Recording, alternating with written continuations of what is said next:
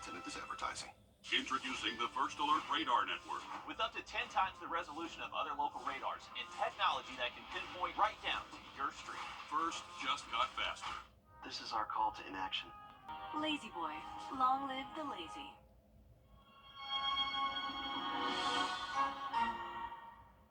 When you visit or work with Parker's Kitchen, your support makes a difference. You've helped us rank as Best Workplace in America. None of this happens without you. Thank you. Live from Augusta. Breaking news.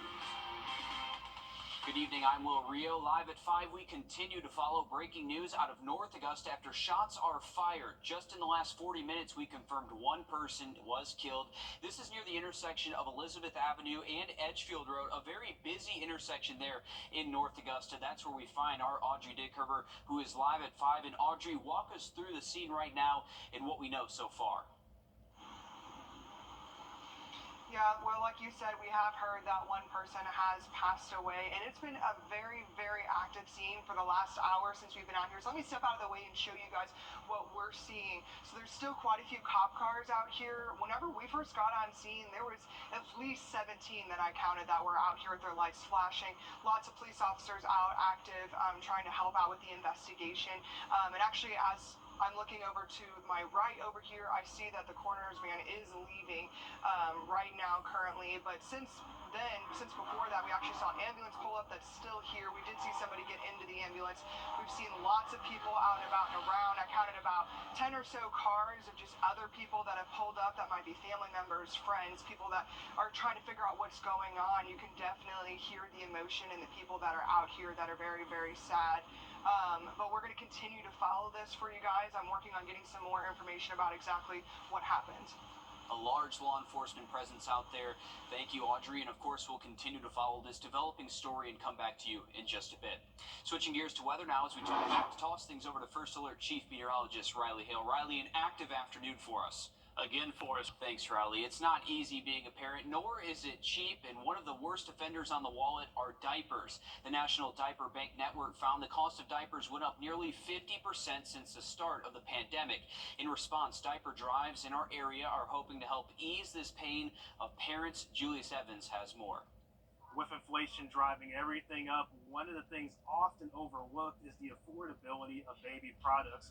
You can see the need right here in Augusta, where the health department is just wrapped up their diaper day, where they're just giving away products like wipes and diapers for families in need.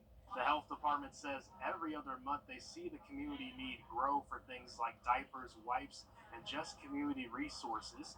Several organizations say nearly 50% of Americans can't afford enough diapers for their family. The health department says the need is real and it's not going away anytime soon. It's paramount. People are trying to afford food, they're trying to afford prescriptions, diapers, wipes. It's very difficult. On News 12 at 6 o'clock, hear from someone experiencing the struggle firsthand in the community. Reporting in Augusta, Julius Evans on your side. And that second diaper event this weekend will be Saturday at the Rural Health Services office in Aiken. This community baby shower event is being put on by Moline Healthcare of South Carolina, and will have free diapers, wipes, and other supplies for the first 150 new and expecting mothers who attend that event. There will also be games and other resources there as well that will run from 10 a.m. until noon. Well, live at 5, you're now taking a look over in Milwaukee, Wisconsin. Here's a look at that 7-day forecast for you. We are going to see those hot temps, mid-90s again tomorrow, but once we get past Thursday, highs should actually stay close to 90 Friday all the way through the middle of next week. So this is going to be a pretty persistent, slightly cooler, but definitely wetter weather pattern. Looking forward to it. Thanks, Riley. And we're getting a better idea of how South Carolina's ports are performing now that data from fiscal year 2024 is out. Melissa Rademacher breaks down the numbers and how things could look different this time next year. For the fiscal year 2024, the ports saw more than 1,300,000 container shipments total come through. That's actually down 3.5% from 2023. But port leaders say numbers fluctuate a bit, and these are strong volumes. that mean they need things like new ways to quickly ship containers out across the Southeast. In fact, the state's inland ports of Greer and Dillon, serviced by train shipments, are seeing record-breaking volumes come through their stations so far this year. In June, the Charleston ports saw 121,267 shipments, and it's the first month this year to outperform the prior 2 fiscal years. Leaders also approved more than $600,000 in engineering work at the Naval Intermodal Facility site in North Charleston. That train station will soon be able to help move the volume of shipments out of the port faster. Although port records show trucks spend an average of just under half an hour getting through the port last year. Finally, cruises broke a prior record with 295,624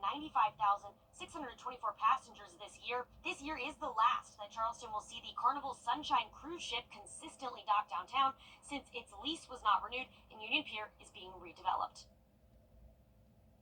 And we'll learn more about this data during the annual State of the Port Address in October. Another big part of South Carolina's fiscal year 2024 report is how much the state's education lottery brought in. Today, we learned that the Palmetto State raised more than $500 million for education for the 4th year in a row. South Carolina students will benefit from a transfer of $592 million in lottery funds for the fiscal year 2024. This brings the lottery total funding to $8.3 billion since it started in 2002. Lottery proceeds are deposited into the Education Lottery account, which the General Assembly uses to support higher education scholarships and grants. K-12 public education programs and community education programs in South Carolina also benefit. Well, there can be a lot of worries after graduation. We look at how graduates are making ends meet. Stick with us. First Alert Radar, powered by Jim Hudson Automotive Group. Well, graduating college can be one of the most exciting and fulfilling days in anyone's life, but there's some fear to follow for many. Dawn G looks into a national survey as graduates wonder if they will be able to make ends meet. Oh my gosh, I remember those feelings, and the concerns are real. Most of us aren't taught much about personal finance, so when it comes time to manage our money and start our adult life, confidence and knowledge is often lacking. After years of hard work and thousands of dollars in college cost, many students receiving their degree are also feeling a pretty high level of anxiety, fear, and concern that comes along with that diploma. The thing that college students told us they are afraid of the most this year, post-graduation, is finding a job. In the results of Wallet Hub's 2024 Student Money Survey, 39% of students surveyed feared failure and finding a career after college. 46% prioritize making money over following their passions professionally. Among all students who borrowed for their education, the average student loan balance is $38,290, according to mid-2023 data from Experian, one of the 3 national credit bureaus. For these new graduates, the high cost of a college degree could be the reason money is top of mind in the survey. Student loan debt is a close second. I think a lot of students are saddled with this massive amount of debt. Tuition has gone up a whole lot in the past 10 years or so, too. 35% of graduates list their student loan debt as their second highest concern after graduation.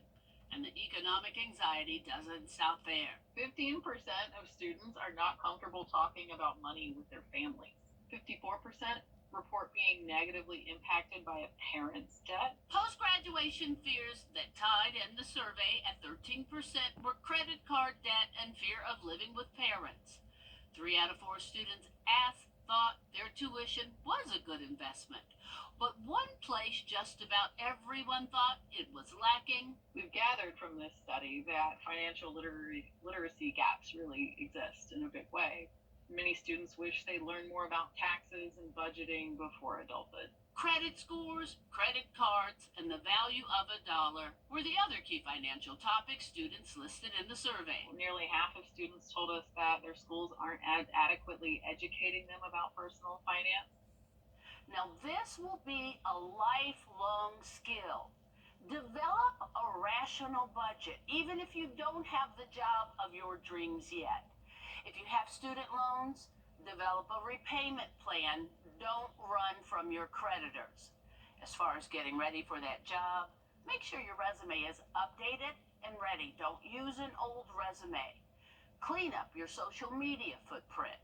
It does matter.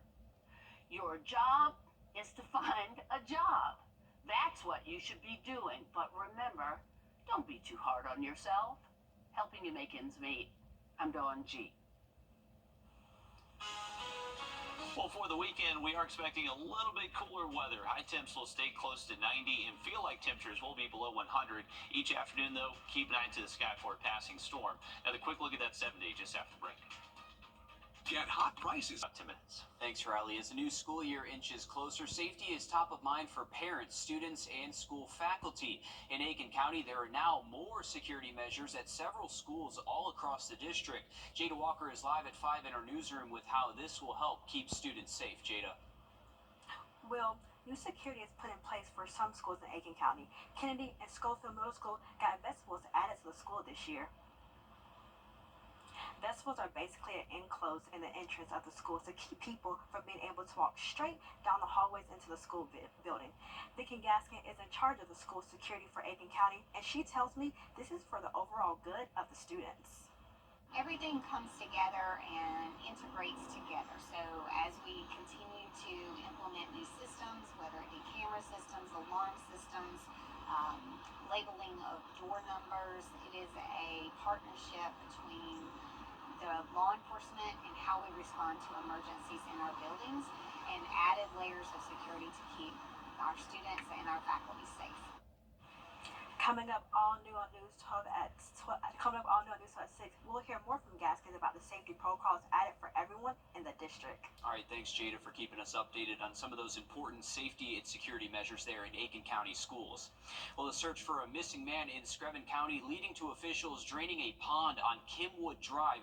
These are photos of that drain pond. We're going to see photos of those drain ponds posted by the sheriff's office. 44-year-old Carrie Prescott was last seen on the morning of June 23rd on Kimwood Drive.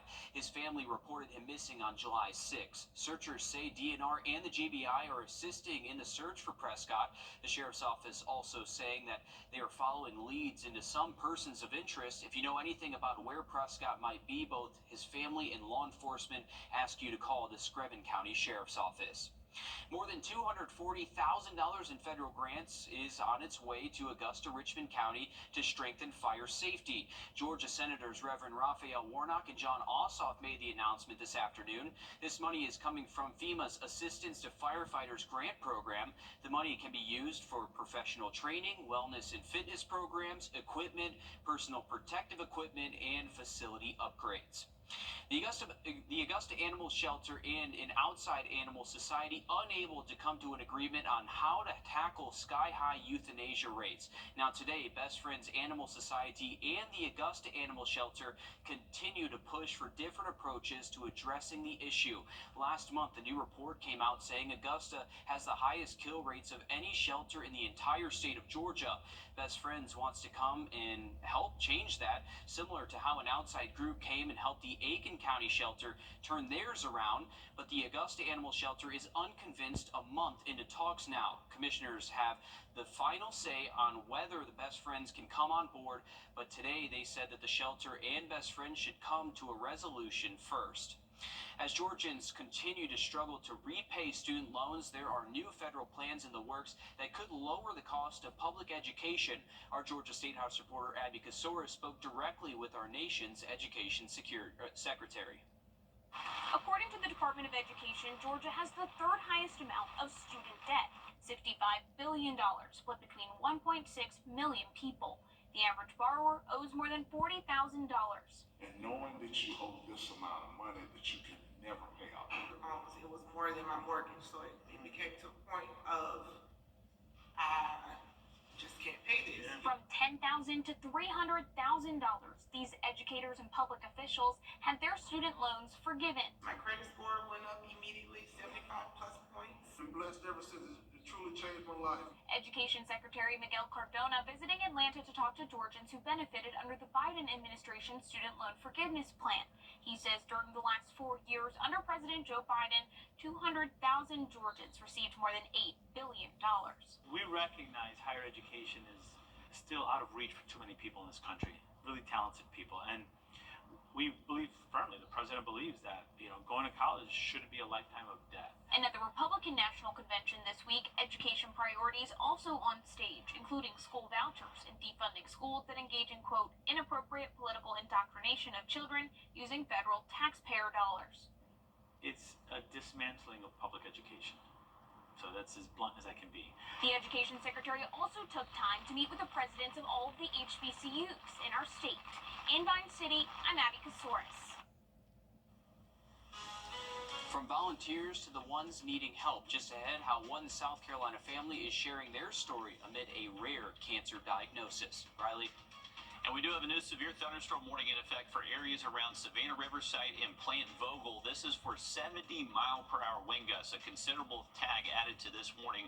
Update there and the rest of the week's forecast just after the break. Time and temp, brought to you by your First Alert weather team. Introducing the First Alert Radar Network. With up to 10 times the resolution of other local radars and technology that can pinpoint right down to your street. First just got faster. Truck accidents. President Trump will secure our border again. Make America Great Again Inc. is responsible for the content of this advertising. What are they doing here? I don't know. AC is acting funny. It seems like everything's fine with the air conditioning. Is anybody messing with the temperature? Are you 64? Doc out. Truck accidents leave you asking. Will be capable of producing severe weather, kind of like what's been happening over the past several. And as we head past the weekend, looks like it stays locked in that pattern with highs near 90 and daily storm opportunities. Well, breaking news live at 5, we're learning more about the deadly shooting in North Augusta that killed one person. Just in the last few minutes, the Aiken County Sheriff's Office says it responded to shots fired at around 3:15 this afternoon near the intersection of Elizabeth Avenue and Edgefield Road. A witness calling 911 saying they heard gunfire. An injured man was found by witnesses laying on the ground between the two buildings and was pronounced dead at the scene by EMS. At this time, no suspect has been identified. Of course, we'll continue to follow this for you guys. And for one South Carolina family, the battle for cancer has taken on a new meaning. In Hilton Head, the Volpes have volunteered for years at the RBC Heritage, whose charitable mission partially helps cancer researchers. As Tyler Mannion reports, the Volpes have gone from volunteers to the ones in need of help. Some of the best golfers in the world might not come to our area if not for the hundreds of volunteers who make the RBC Heritage possible, along with its charitable mission. If we didn't have the support of the volunteers and we paid $1 an hour for the time with our volunteers, we would give nothing to charity. Donations total more than $50 million, in part thanks to folks like Chuck and Patty Volpe. For 2 days, we were at the front gate greeting people and giving them programs and directions. They moved to the area 2 years ago and enjoy helping out. But less than 2 months after last year's Heritage, your life can change in the blink of an eye. Their son Neil was diagnosed with a rare form of sarcoma. The National Cancer Institute saying only 80 people a year get the same diagnosis in the U.S. Chemo doesn't work on this kind of cancer. Radiation doesn't work. Neil lives in Ohio, where his parents just got back from visiting.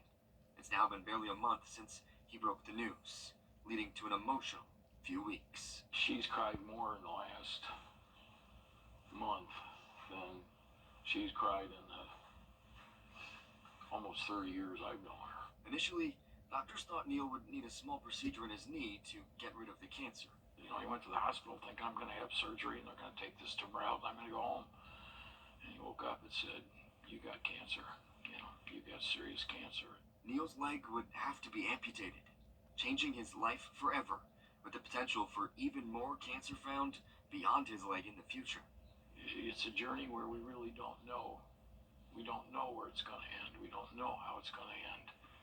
But we know we're going to fight all the way. They've been fighting for others for years, raising hundreds of thousands of dollars for Tunnel to Towers and helping out with the RBC Heritage.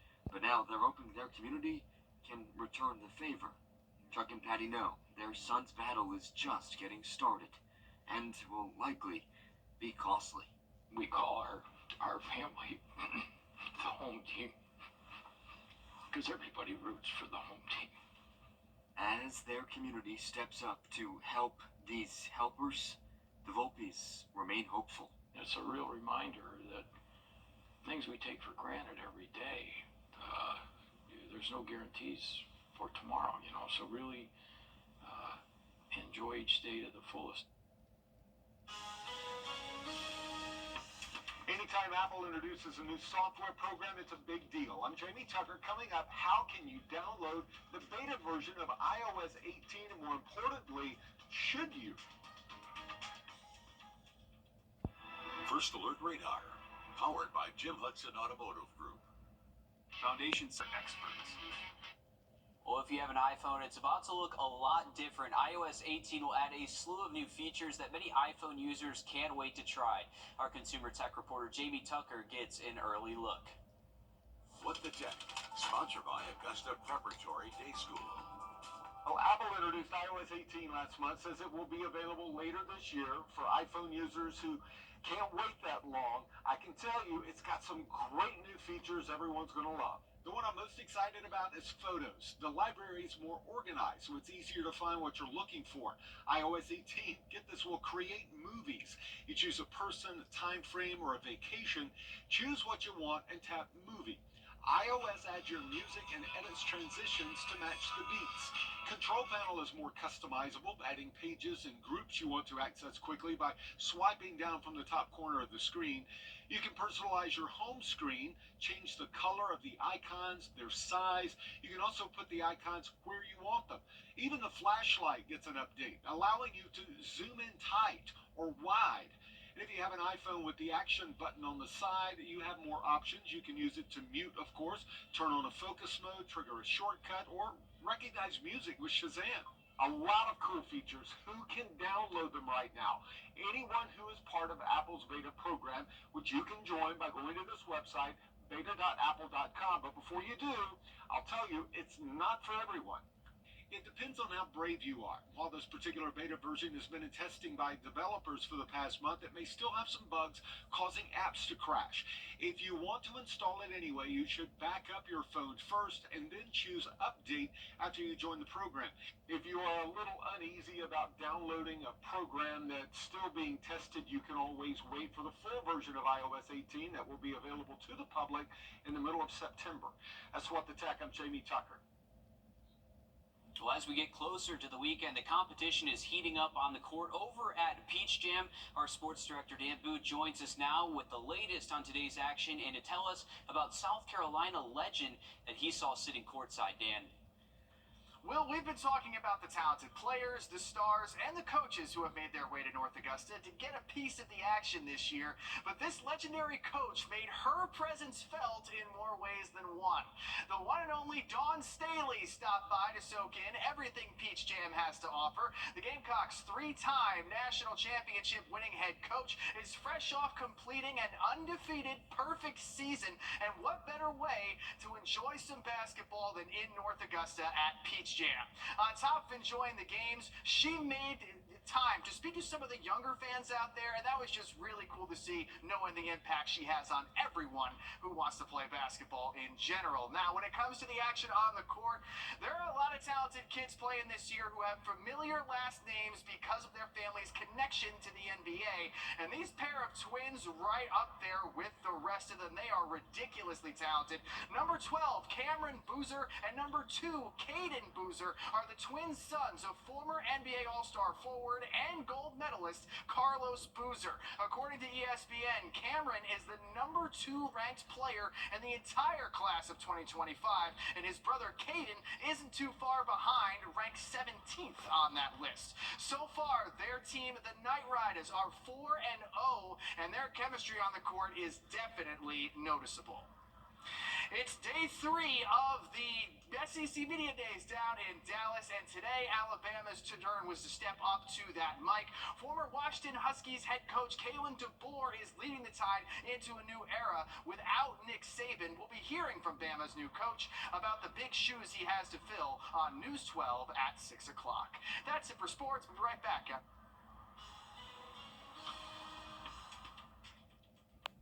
This is our call to enact. Welcome back. Another quick update on the severe thunderstorm warning in effect for portions of Barnwell and Byrd County. This is impacting areas around SRS and Plant Vogel. They did update this warning. They took out the considerable tag. It looks like the last couple of scans on radar show a little bit less of a wind threat, but still potentially up to 60 miles per hour. But that's getting towards the end of that boundary. Hopefully they don't extend it, but keep an eye to the sky for storms the rest of this evening into tonight. All right, thanks, Riley. Stick around. We have much more news, weather, and sports coming up after a short break on News 12 at 6 o'clock.